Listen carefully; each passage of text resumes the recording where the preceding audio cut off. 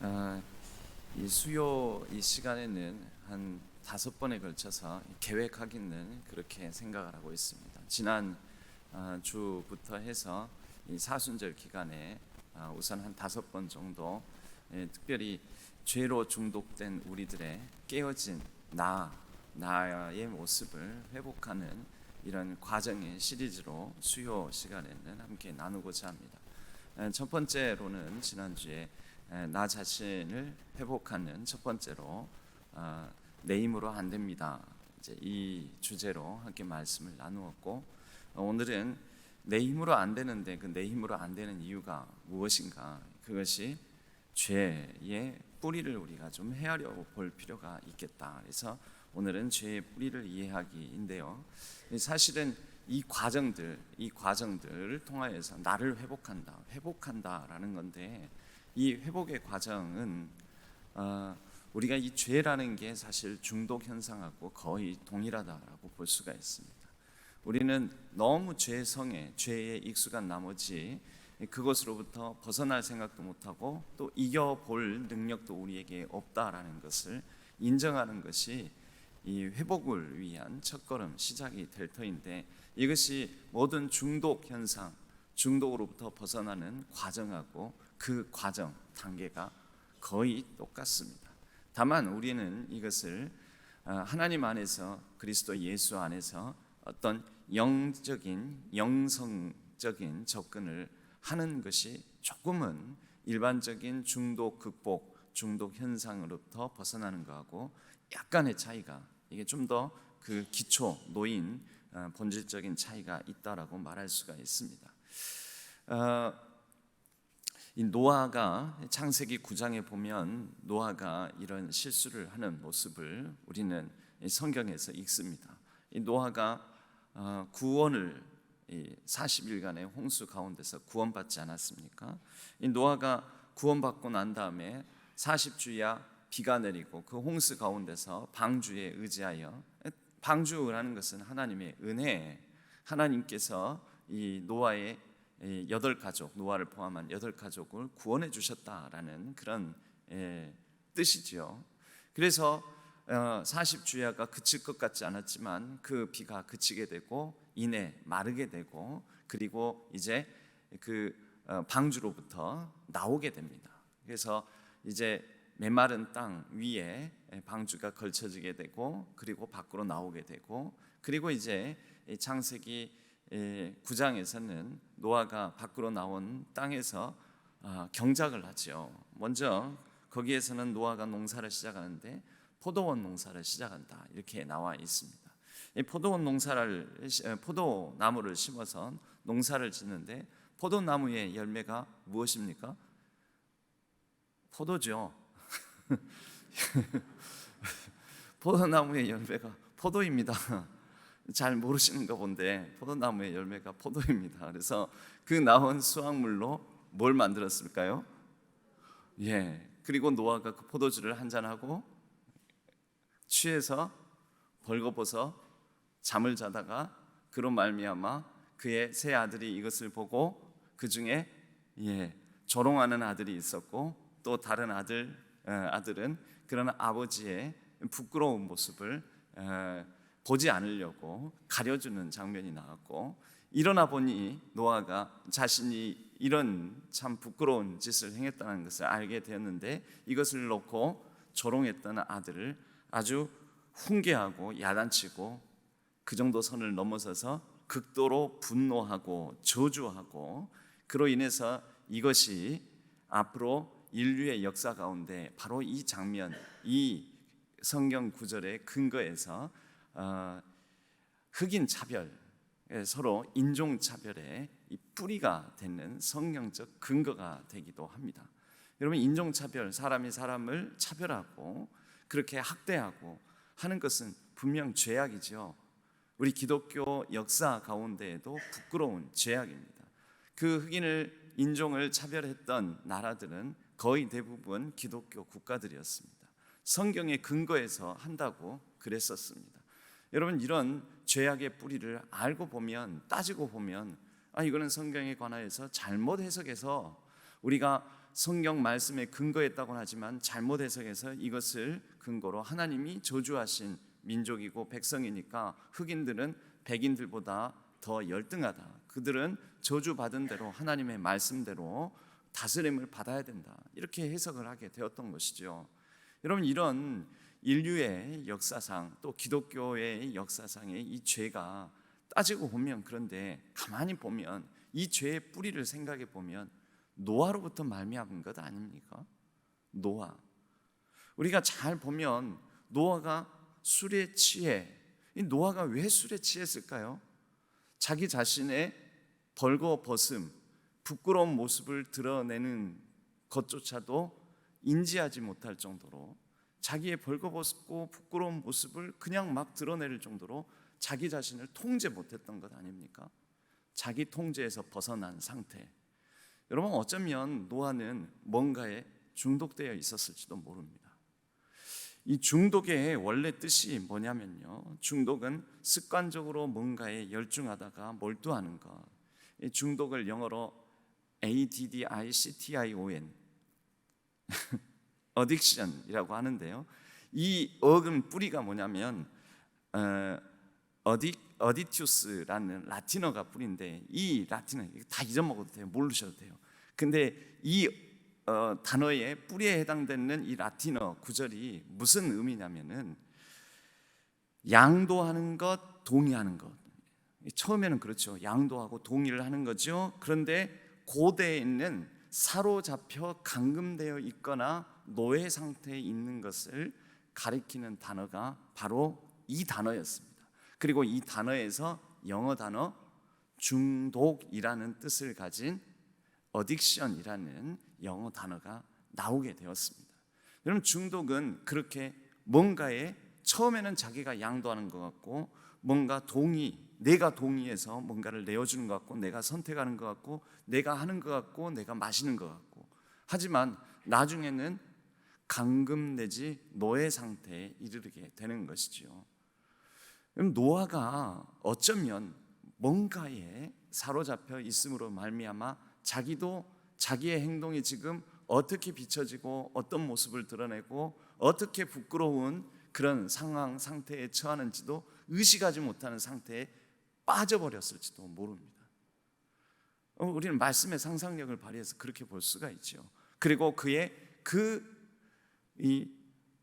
사로잡혀 빠져 있는 상태가 결국 그의 아들들이 노아의 이런 상태를 보고 서로 다른 반응을 일으켰고, 그것이 노아의 또 극도의 분노적 반응, 그래서 저주하게 되고, 그것이 결국은 뿌리가 되어서 이후에 서로 인종차별의 역사까지 일으켰다라고 해석을 하는 것이, 그게 뭐 명백한 사실까지는 아니어도 우리가 말씀을 보면서 그런 관점으로도 해석해 볼 수 있는 여지가 있다라는 것입니다. 노아가 가진 어떤 부분이 그로 하여금 뭔가에 사로잡히고 자기 통제를 잃어버리는 그런 위험에까지 노출되게 만들었을까요? 여러분, 가만히 한번 곰곰이 생각해 봅니다. 노아는 의인이지 않습니까? 하나님과 동행했던 사람. 하나님 보시기에 하나님께서 그래서 참 노아만큼은 의인이다, 이 사람만큼은 이 죄악으로 가득 찬 이 무슨 사람들을 심판해야 되겠는데 이 사람만큼은 건져내야겠다, 구원해야 되겠다. 하나님께서 인정해 주신 어떤 의를 가진 사람 아닙니까? 믿음을 가진 사람이지 않습니까? 그래서 하나님께서 이 노아와 그 가족을 통해서 다시 시작하고자 하신 것 아닙니까? 그런데 그런 의인인 노아에게도 그가 스스로를 통제하지 못하는, 억제하지 못하는 뭔가에 사로잡히고 빠지는 그런 죄성이 있었다라는 거죠. 그렇다면 하물며 우리는 말할 필요도 없겠지요. 인류의 대표적 의인이라고 말하는 노아가 이렇게 자기를 컨트롤하지 못하는 모습을 보인다면 우리는 두말할 필요도 없는 일 아니겠습니까? 어쩌면 노아는 그 안에 이런 이 포도주에 취해서 자기 자신을 통제하지 못하는 상황에까지 이르게 된 그 근본 원인에는 노아의 마음에 트라우마가 있었을지 모릅니다. 여러분 가만히 생각해 보면요, 우리는 이것을 굉장히 노아와 그의 자녀 며느리까지 해서 그 8가족이 구원받은 사건으로 그냥 흔히 읽고 넘겨버릴지 모르지만, 노아는 그가 방주 안에 탄 순간부터, 그리고 나서 그 안에서 기다리는 상황에서, 그리고 이런 방주 안에 여러 동물들과 함께 머무는 그 40주야의 그 시간들 동안에 상당히 폐쇄적인 공간에서 어쩌면 자유롭지 못한 상황에서 여러 가지 눌리는 압박감이 있었을지도 모릅니다. 그리고 40주야로 비가 퍼붓지 않습니까? 근데 이 사건은 노아의 구원 사건이지만 또 다른 면에서는 그때 당시에 많은 생명에 대한 하나님의 심판 사건 아닙니까? 여러분 그 생명의 아우성을 노아가 들었을까요? 못 들었을까요? 보았을까요? 안 보았을까요? 그 숱한 생명들이 심판당하는 것을 노아는 한편으로는 견뎌야 했던 것입니다. 여러분 많은 재난을 겪고 나면은 외상후 후유증이라는 게 생긴다고 합니다. 뭐 지진이라든지, 지금 튀르키예와 시리아 지역의 지진. 그래서 이 사람들이 생명을 건진 것으로 끝나지 아니하고, 나는 생명을 건져 살아났지만 그 이후에 어떤 폐쇄적인 공간에 들어가면 답답해서 견디지 못하고, 그리고 또 이런 지진이라든지 엄청난 재난이 자신에게 닥쳐올지도 모른다라는 일상을 살아가면서 다른 사람은 느끼지 않는 극도의 불안과 두려움에 사로잡히고, 자기 감정을, 자기 생각을, 자기의 모습을, 자기의 상태를 통제 못하는 거죠.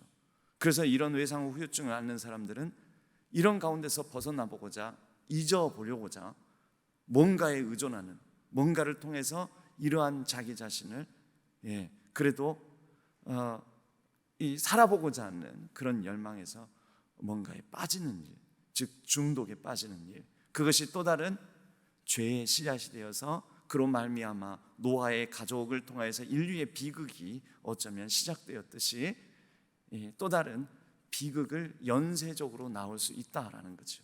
여러분 어쩌면 우리의 인간의 역사가 그렇습니다. 우리의 인간의 역사가요. 노아는 분명 하나님을 잘 믿는 사람임에도 불구하고 그에게는 해결되지 않는, 인간으로서 그가 가진 한계와 연약함 때문에 그와 더불어서 살아갔던 많은 사람들과 생명들이 죽고 아우성치고 심판당하는 그 가운데서 혼자 살아남았다. 혼자 살아남았다. 우리 가족만 살아남았다.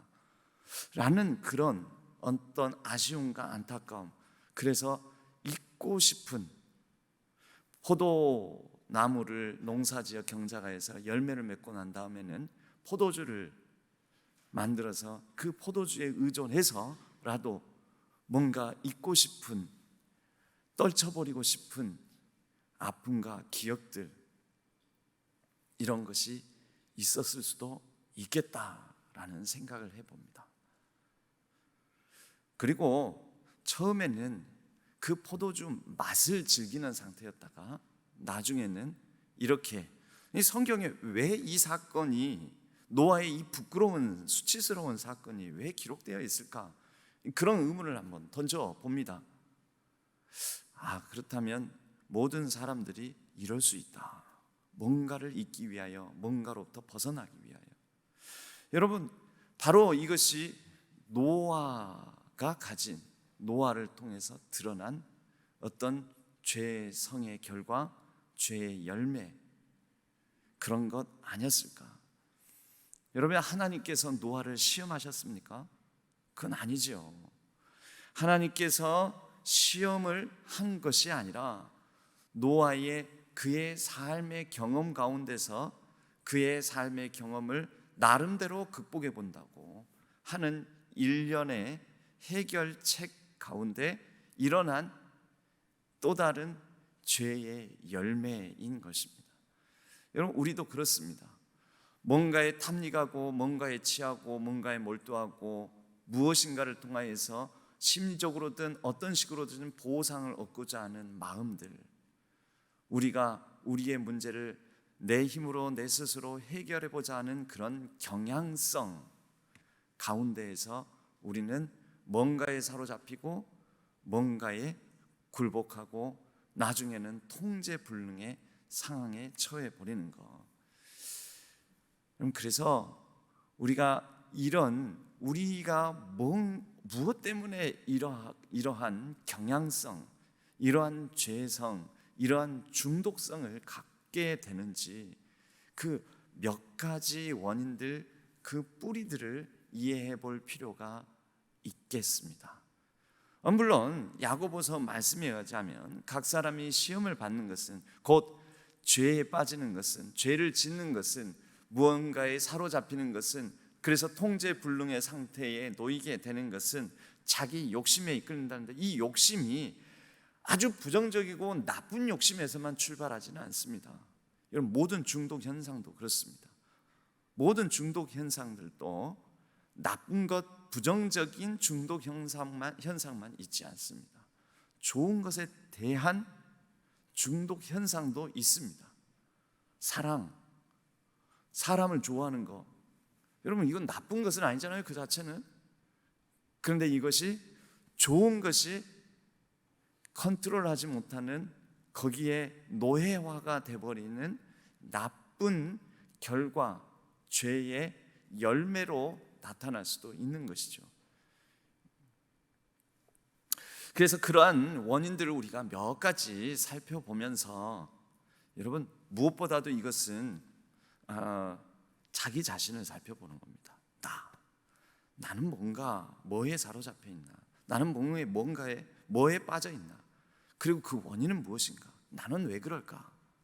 여러분, 우리가 이것을 조금은 더 한번 살펴보면서 그리스도 예수 안에서 우리 자신을 바로 세우고자 하는 그런 이 과정, 주님의 은혜와 긍휼을 구하는 과정 속에서 좀 더 이해해본 그 바탕을 가지고 하나님 앞에 우리가 겸손하게, 하나님, 내가 이러이러한 문제들 내가 해결할 수가 없는데 하나님의 긍휼과 자비를 구합니다 라고 좀 더 이해해본 가운데 나아가면 좋지 않을까.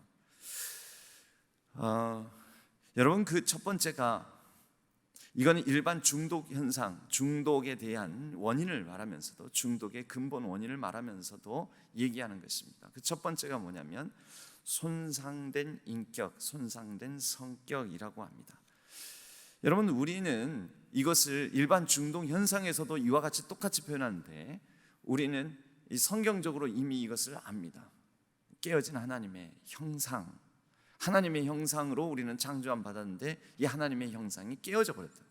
하나님의 형상이 무엇입니까?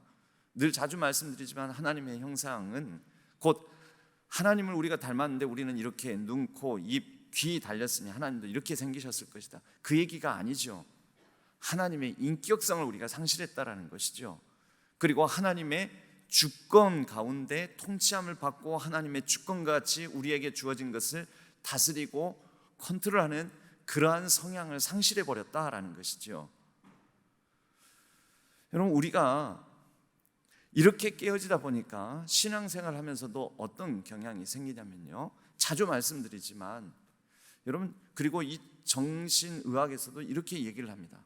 사람은 어떤 신적 형상, 신에 대해서 갖는 이미지, 신적 존재에 대해서 갖는 이미지가 자기 형상대로 신의 형상을 만들어낸다라고 표현합니다.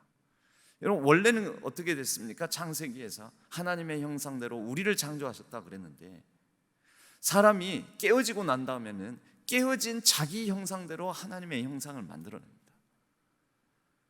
그래서 왜곡되고 잘못된 자아상을 가진 사람은 하나님에 대해서도 왜곡되고 잘못된 자아상의 기초에서 하나님의 이미지를 만들어냅니다. 하나님은 이러하시다. 이게 조금 더 구체적으로는요, 보통 하나님상은 특별히 이 깨어지고 망가진 인격, 깨어지고 망가진 자아상, 깨어지고 망가진 자기 모습을 가까이에 있는 부모로부터 영향을 제일 많이 받습니다. 부모, 아버지. 그 아버지로부터 깨어지고 망가진 자아상이 형성된 사람은 사실 하나님에 대해서도 그 잘못된 부모상, 아버지상의 기초에서 하나님 형상을 만들어내는 것이죠. 그리고 그런 하나님의 형상을 따라서 신앙생활하면 여러분, 이것이 올바르고 참 하나님에 대한 상을 가지고 있지 않기 때문에 그러한 신앙생활을 계속하면 계속할수록 어떻게 되겠습니까? 신앙생활도 왜곡되고 망가지고, 그런 가운데서 하나님에 관한 이야기를 나누고 하나님에 대한 그 신앙의 기초에서 교회 공동체를 이룰 때에도 관계를 맺고, 그렇게 교회를 함께 이루어가고 세워나갈 때 그 왜곡되고 실제 하나님이 아닌 거죠. 실제 진짜 하나님, 참 하나님의 모습이 아닌 거죠. 그 진짜 하나님을 신앙하고 있는 것이 아닌 거죠. 그런데 이런 가운데서 더더군다나 실제 하나님에 관한 부분이 아닌데 열심까지 냅니다. 그러면 그 잘못된 열심으로 잘못된 교회 안에서의 하나님을 근거로, 잘못된 하나님을 근거로 계속해서 잘못된 관계들을 양산해내고 확산해내고, 나중에는 내가 뭘 잘못했는지도 모르는 상태, 통제불능의 신앙생활의 형체를 갖게 될 수도 있다라는 것입니다. 여러분, 그래서 우리는 이것을 점검해 봐야 됩니다. 그리고 내 힘으로는 이 부분들을 다 해결해낼 수 없으니까 하나님, 내 마음을, 내 깨어지고 망가진 자아상의 기초에서 하나님 형상을 그려내고 있다면, 그래서 그렇게 잘못 만들어낸 하나님을 내가 섬기고 있다면, 하나님, 혹 내가 그럴지도 모르겠습니다. 나는 나조차도 나를 모르겠습니다. 하나님 도와주십시오. 하나님께서 가르쳐 주십시오. 참 하나님이신 하나님께서 나에게 오셔서 하나님 자신을 계시하시고 드러내 주옵소서. 내 깨어지고 망가진 내 자아상, 내 인격을 회복시켜 주옵소서. 여러분, 이러한 간구가 우리의 모든, 지금도 혹 나도 모르는 사이에 맺어가고 있는 죄의 열매를 중단시키는 방법이 될 수 있다라는 것입니다. 여러분, 흔히 이런 얘기를 하죠. 부모들의 약물남용, 즉 역기능적 가정에서 부모님들이 이 중독 현상, 어떤 중독적인 자녀가 왜 양산이 되는가, 뭐에 탐닉하는 자녀가 왜 나타나는가, 사실 부모의 중독 현상의 대물림이라고 얘기를 합니다. 부모가 중독적인 성향이 있으면, 다시 말하자면 우리는 그걸 성경적인 이 근거를 가지고 교리적으로 표현한 게 원죄라고 하지 않습니까? 원죄. 부모의 죄성이 그 자녀들로, 인간의 죄성이 그렇게 계속해서 죄성이 유전된다. 흔히 그렇게 표현하지만 여러분, 우리에게는 그렇게 나도 모르는 사이에 죄된 습관을 누군가에게 지금도 전하고 나누고 이식하고, 그렇게 해서 나의 가정에 있는 자녀들에게서부터 가까이 있는 사람들에게 그런 악한 영향력을 끼치고 있을지도 모릅니다. 일반적인 중독 현상에서는요, 알코올 중독 부모에게서는 40에서 60%의 자녀들이 동일한 알코올 중독에 빠진다라고 합니다. 알코올 중독뿐만 아니라 다른 약물에 중독되는 부모 밑에서는 그러한 거의 50% 전후에 중독된 성향의 자녀들이 또 양산이 된다라고 합니다. 여러 범죄, 또 이런 이제 부모들의 단순한 약물, 알코올 이런 것뿐만 아니라 부모들의 지나친 권위주의, 또 성공을 숭배하는 성향, 이것도 사실은 중독적 성향인데요. 성공에 과도하게 집착하는 것, 나중에는 내가 성공을 추구하는 것 같지만 세상의 성공적 가치관이 나를 사로잡음으로 말미암아 나도 나를 어찌할 수 없는, 흔히 표현하기는 내가 술을 마셨는데 나중에는 술이 술을 마시고 나중에는 술이 나를 마시는 상태, 그리고는 헤어나오지 못하는 상태. 이러한 이 부분들이 우리의 여러 죄성에, 나도 모르는 사이에 그렇게 영향을 받고 이미 형성되어 버리는 그런 죄성 또는 중독적 성향의 그 원인이 될 수 있다라는 것이죠. 그리고 또 다른 원인으로는 오늘날 우리 사회가 그렇습니다. 오늘날 사회 문화적 영향에 의해서 병든 사회, 여러 잘못된 가치관, 세속적인 여러 이 중독적인 문화, 중독적인 여러 세상적인 이 사회 분위기, 흔히 우리나라 같은 경우에는 다른 나라에 비해서 비교적 술이나 이런 것에 대해서는 상당히 관대한 편에 해당됩니다. 그래서 술 취한 상태에서 일어난 범죄에 대해서는 가중처벌이 아니라 오히려 주치 상태의 심신불능 미인지 상태에서 일어난 범죄라 해가지고 조금은 정상 참작해 주는, 약간 술에 관대한 문화이죠. 이러한 꼭 술뿐이 아니라 우리 사회에는 이러한 식으로 여러 다양한 잘못된 가치관에 대해서 관대하게 용납하는 그러한 문화적인 배경을 가지고 있다라는 것입니다. 현대 문화의 여러 통념들이 우리로 하여금 어떤 특정한 가치관에 대해서는 뭐 그런 가치관 갖는 건 뭐 어때? 그럴 수도 있지. 또 특정한 이 세상적 가치관으로 말미암아 좀 가난을 수치로 여기는, 여러분 수치감을 주지 않습니까? 수치감. 오늘날 물질 만능주의라는 세속적 가치관이 우리로 하여금 가난은 뭔가 죄의식을, 조금 남들보다 못 살면, 남들보다 조금 못 입으면, 남들보다 조금 작은 집에 살면, 남들보다 조금 작은 차를 타고 다니면 수치스럽고 뭔가 부끄러움을 느끼게 만드는, 우리가 이 살아가고 있는 이 세상적인 가치관이 우리로 하여금 그러한 인식을 갖게 만드는데, 이러한 죄의식과 느끼지 않아도 될, 다른 문화권에서는, 다른 문화적 배경에서는 아마도 갖지 않아도 될 그런 수치감을 느끼게 만드는 거라면은 이 사회가 이미 여러 가지 잘못된 가치관에 중독된 사회에서 나도 동일한 그 문화적 배경에서 같이 죄의 열매를 본의 아니게 맺어가고 있는 것이죠. 그러다가 나도 그 수치감을 벗어버릴 수 있을 정도의 뭔가, 예를 들면 가난이라는 것을 벗어나게 되면은 이제는 거꾸로 누군가에게, 나보다 못한 형편의 사람에게 수치감이나 부끄러움을 느끼게 만드는 사람으로서 기능하게 되지 않습니까? 이게 중독된 사회입니다. 잘못된 문화적인 영향, 성공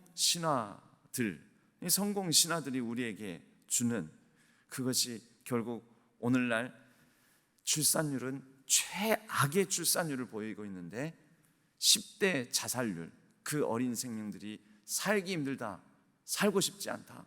왜? 실패감, 수치심, 그리고 내가 못났다라는 자기 학대감, 이런 것을 견디지 못하고 자살률은 세계 최고를 달리는, 출산율은 제일 낮은데 자살률은 세계 OECD 통계 가운데서 가장 높은 비율을 자랑하는, 여러분 이것은 이 땅의 문화적 영향을 우리가 받고 있는 것이죠. 흔히 네 번째로 이제 이 지적하는 어떤 죄와 중독된 이 그런 사회 현상에 대한 근본 원인으로 역기능적인 가정을 얘기를 하는데요. 저는 교회니까 역기능적 가정만 있는 것이 아니라 역기능적 교회도 있습니다. 역기능적 교회. 여러분, 역기능적 교회가 성경에도 있습니다. 신약 성경에 나옵니다. 바울 서신에 있습니다. 바울은 여러 교회들에게 편지를 쓰지 않았습니까? 역기능적 교회 대표적인 교회가 어디일까요? 바울이 서신을 한 번만 쓰지 않고 몇 번을 썼습니다. 근데 우리에게 전해지는 것은 전서와 후서로 나눠져서 전해집니다. 그런데 전서와 후서 사이에도 쓴 편지가 있습니다. 이전에 내가 너희에게 쓴 편지, 이런 식으로 그 서신서에 나타나 있습니다. 여러분, 어떤 서신일까요? 그래서 어떤 교회에 보낸 서신입니까? 어디요? 예, 고린도 교회입니다. 고린도 교회, 역기능적 교회이죠. 역기능적 교회에서는 역기능적 성도들이 양산이 되고 역기능적 신자들로 인하여서 여러 통제 불능의 상황들, 또 죄악에 중독된 상황들. 이 고린도 교회의 문제가 뭐였습니까? 잘못된 권위 의식의 문제, 은사를 남용하고 은사를 사용하면서 은사자에 대한 잘못된 권위의 문제, 그리고 성찬을 나눈다면서 그 식사 문제를 가지고도 서로 다툽니다. 분쟁, 갈등의 문제, 우상 제물의 문제, 또 혼인에 관한 논쟁, 밤낮 없이 고린도 교회는 매번 싸웁니다.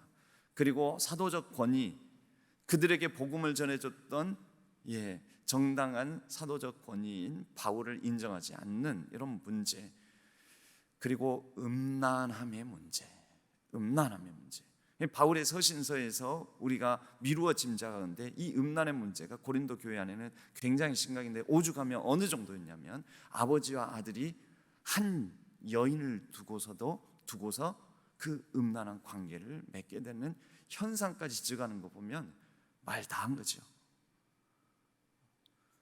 왜 오늘날 여러분 교회도 굉장히 역기능적인 교회로 말미암아 상심한 마음을 가진 성도들이, 그로 말미암아 여러분 역기능적 교회는 역기능적 성도 신자를 양산해내게 되는데 갖지 않아도 될 죄책감, 여러분 하나님 앞에서 나는 죄인입니다 라는 이 회개하는 마음, 겸손한 마음하고 죄책감하고는 전혀 다릅니다. 죄책감은 사단이 주는 마음입니다. 죄책감. 우리는 하나님 앞에서 하나님 나는 부족합니다, 연약합니다, 긍휼과 자비를 구하는 그 겸손함은 하나님께로 더 가까이 나아가는 어떤 요인이 될 수 있는 것이지만, 죄책감은 하나님께 가까이 나아가지 못하게 만듭니다. 죄책감은 어떻게 됩니까? 자꾸 하나님과의 관계에 있어서도 가립니다. 뿌옇게 어떤 이렇게 차창의 겨울철에 끼는 그 서리처럼 뭔가 뿌옇게 껴버립니다. 그리고 그 죄책감으로 말미암아 아담과 하와가 죄책감이 없었던 게 아닙니다. 죄책감을 느낍니다. 그 수치와 부끄러움으로 인하여서 하나님께 나오지 못하지 않습니까? 그래서 이러한 갖지 않아도 죄책감을 계속 갖게 만들고, 또 어떤 이 불안감을 조성하고, 여러분 역기능적 교회에서는 성도들에게 자꾸 이런 불안감을 조성함으로 말미암아 교회를 떠나지 못하게 만들어요. 어떤 잘못된 권위에 잘못된 방식으로 순종하게 만드는, 잘못된 권위로 말미암아 그 잘못된 역기능적 교회로 인하여서 여기 떠나면, 여기서부터 벗어나면, 이 말 안 들으면, 이 설교 안 들으면, 이 목사의 명령을 따르지 않으면, 그러면 그 최종적으로는 멸망받을 거야, 심판받을 거야, 하나님의 큰 재앙이 임할 거야, 뭐 이렇게 막 저주를 퍼붓는 거죠. 그런 것에 중독돼 버리면요, 성도가 나중에도 온전한 신앙 갖기가 굉장히 힘듭니다. 요즘 뭐 아마 뉴스에서도 여러분들은 직접 보진 않았어도 뉴스에서 봤을지 모르지만, 나는 신이다라고 넷플릭스에 이 다큐가 있습니다. 넷플릭스에서 있는 다큐. JMS 정명석으로부터 시작해서 오대양 사건, 그 다음에 이재록, 뭐 이런 사람들에 대해서, 이 이단 사이비 교주들에 대해서 심층 다큐로 했는데, 제가 한 3부, 4부 정도까지는 봤는데요, 저도 너무 보면서 힘들더라고요. 그런데 거기에 있었던 분명히 역기능적인 잘못된, 그들도 교회라고 하지 않습니까? 잘못된 교회에 있었던 그분들, 정상적인 신앙생활하기가 너무 어려운 거죠. 그 이후에는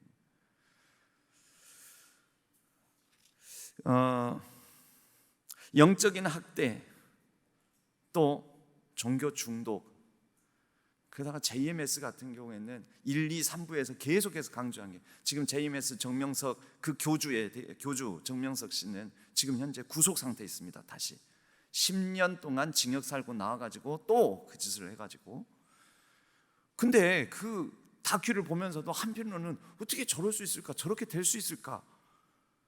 근데 그건 이제 역기능적 그 교회, 그러니까 이단 사이비 교회 안에서 중독돼 버린 거죠.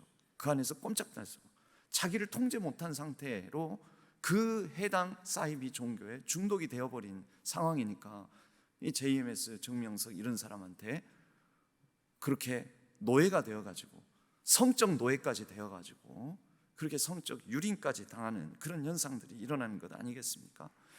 여러분, 그것은 극단적인 경우라고 하지만 우리가 자칫 잘못하면 역기능적 교회 안에서 일어난 현상들이요, 지나친 완벽주의, 율법주의, 또 잘못된 열광주의, 또 JMS 같은 데서 일어나는 성적 억압, 또 값싼 은혜주의, 또 경직성과 함께 잘못된 권위주의, 특정 대상을 향한 혐오주의. 여러분, 안타깝지만 어떤 교회들에서는 이 혐오를 양산해내는 교회들도 있습니다. 어떤 식으로든 인간에 대한 혐오를 양산하면서 얘기하는 교회는 역기능적 교회입니다. 성경적이지 않습니다. 하나님의 가르침은 그게 아닙니다. 우리에게는 이 어쩌면 노화를 통해서 처음 서두에 말씀을 시작했는데요, 우리에게는 우리가 알지 못하는 어떤 외상, 어떤 실패, 어떤 큰 인생의 사건, 사고로 인한 내가 스스로 해결하지 못하는 엄청난 큰 충격, 이 외상 후 후유증이 있을 수 있습니다. 여러분, 인생의 큰 실패도 외상입니다. 단순히 어떤 큰 재난을 당하는 것만이 아니라 인생의 큰 실패도 외상입니다. 여러분, 그 외상 후에 회복이 안 되는 경우도 있습니다. 이거는 신앙적 외상으로 오기도 합니다.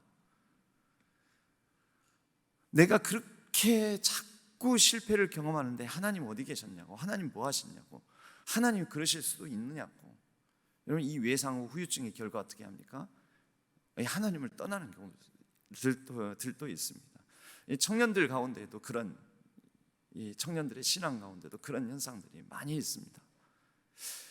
여러분, 우리가 이것은 나중에 우리 믿음에 대해서 한번 생각을 해봐야 될 부분인데요, 우리가 하나님을 믿는 이유가, 내가 하나님을 믿는다, 나는 하나님을 신앙한다 라고 할 때, 하나님 신앙하는 그 이유, 근거를, 내가 하나님을 믿는다라는 믿음의 근거를 잘못된 것에 근거를 두고 있을 때, 우리는 실패로 인해서 하나님을 떠나는 외상 후 후유증을 앓는, 신앙적 외상 후 후유증을 앓는 것으로 갈 수가 있습니다. 어떤 잘못된 근거입니까? 하나님은 내가 원하는 것은 다 들어주시는 하나님이다라는 믿음이, 여러분, 이건 진짜 믿음이 아닐 수도 있는데요, 즉 복 주시는 분인데 내가 원하는 방식대로 내가 원하는 것을 꼭 들어주시는, 복 주시는 분이다. 이렇게 되면은 여러분, 거꾸로 만약에 하나님께서 나를 내가 원하는 방식대로 내가 원하는 복을 주시지 않으면 어떻게 되겠습니까? 믿음이 송두리째 흔들리는 거죠. 여러분, 저는 제가 설령 원하는 대로 하나님께서 저를 인도하시지 않는다 하더라도 하나님의 인격성에 기초하여 하나님이 하나님 되심을 알고 믿음으로 인하여 저는 하나님을 여전히 붙들고 하나님을 의지하고 하나님께 기도하고 하나님께 겸손히 나의 실패, 연약한, 원하는 대로 되지 않는 나의 삶을 맡기면서 살아갈 것입니다. 제가 이런 믿음의 신앙의 고백을, 이런 기초를 두고 한다면, 여러분, 하나님께서 저에게 실패를 주나 실패를 주지 않으나, 내가 원하는 결과를 주시나 원치 않는 결과를 주시나, 하나님에 대한 저의 믿음은 흔들림이 없게 되는 거죠. 요동치 않는 믿음이 되는 거죠. 근데 우리가 잘못된 기초를 두고 있으면은 여러 사건, 사고, 외상에 의해서 흔들릴 수 있다라는 것입니다. 오늘날에는 여러 도덕적으로, 영적으로 올바른 가치관이 부재한 상황에 처할 때가 많습니다. 그래서 이것이 창세기의 창조의 그 배경이 되는 혼돈과 공허가 가득한, 그러니 그 혼돈과 공허를 채워보려고 하는 거죠. 헛된 것으로, 잘못된 것으로. 여러분 가운데 있는 어떤 혼돈과 공허를 여러분들은 어떤 방식으로 채우시려고 합니까? 혹시 내 안에 있는 혼돈과 공허가 있는데 이것을 내가 외면하고 인정하지 못하고 인지하지 못하고 이것을 다른 방식으로, 어떤 권력에 대한 축으로, 어떤 직분에 대한 축으로, 어떤 누군가의 인정을 받고자 하는 욕망의 축으로 그 공허감을 채우고자, 달래보고자, 그렇게 해서라도 나의 이 공허감을 보상받고자 하는 마음은 없습니까? 그런데 그러면 헛될 뿐만 아니라 이 결과 내가 온전해지고 채워지고 그렇게 형상이 회복되는 것이 아니라 더 망가지고 더 갈급해지고 더 공허해지고 더 혼돈해지고, 그러면서 누군가의 관계도 더 잘못 맺게 되고 깨트리고 부서지게 만드는 그러한 죄의 열매를 맺게 되는 일들이 더 많이 일어나게 됩니다. 여러분, 오늘 결론적으로 보면 야고보서의 말씀처럼 욕심이 잉태한즉, 이 욕심이 어떤 욕심일까요? 사실은 내가 채울 수 없는 다른 헛된 것으로 나의 모든 것을 채우고자 하는, 혼돈과 공허를 잘못된 것으로 채우고자 하는 헛물켜는 욕망, 잘못된 것으로 보상받고자 하는 심리, 나의 깊은 괴로움과 절망을 헛된 것으로 채우고자 하는 그러한 욕심이 잉태한즉 죄를 낳고 그 죄가 장성한즉 사망을 낳게 되는, 그래서 날마다 그 죽음을 놓고 불안해하며 죽음 속에서 헤매는 예수 그리스도께서 우리에게 주시고자 하는 생명을 풍성하게 누리는 것을 못하는 그러한 상황에 우리가 놓일 수 있다라는 것이죠. 여러분, 이러한 근본적인 원인들이 우리에게는 있지는 않은지, 우리가 그것을 하나님 앞에 우리 자신을 겸손하게 온전히 내어드리며 기도하고 고백하고 하나님의 이름을, 하나님 아버지만, 그분 당신만이 나의 이 모든 것 해결할 수 없는 나의 여러 가지 이러한 여러 죄의 원인들, 중독성의 원인들로부터 자유케 해주실 수 있는 분입니다 라고 겸손하게 나아가는 저와 여러분 되기를 바랍니다.